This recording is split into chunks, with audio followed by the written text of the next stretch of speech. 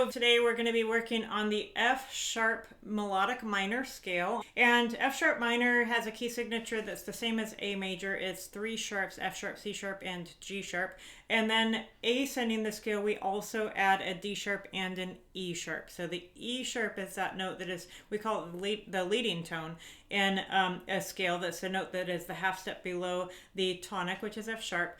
And the E sharp is one that we kind of, we often think of that note as F natural because it is a white key on the piano. However, in the key of F sharp minor, it functions as the leading tone to F sharp, so we do need to spell it using a different letter of the musical alphabet than F. So that's where we would find the E sharp used as an accidental.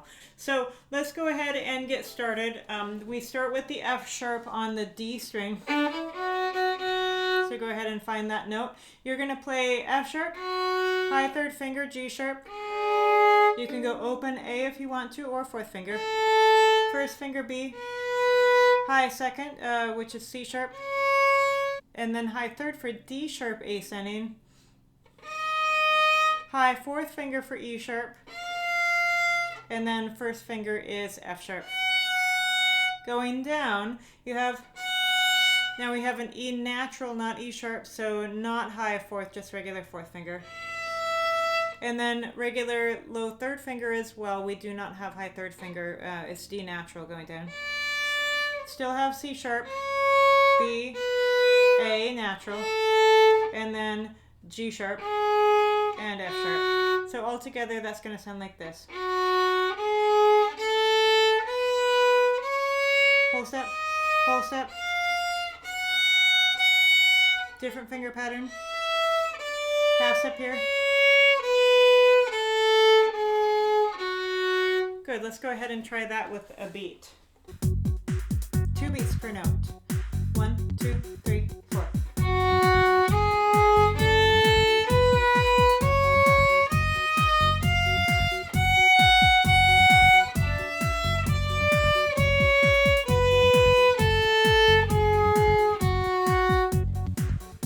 So with F sharp minor, just be really careful of your finger pattern so that you can be playing those notes in tune. And the minor scale does sound a little bit different than the major scale. So the more you play it, the more you'll kind of get accustomed to what it should sound like.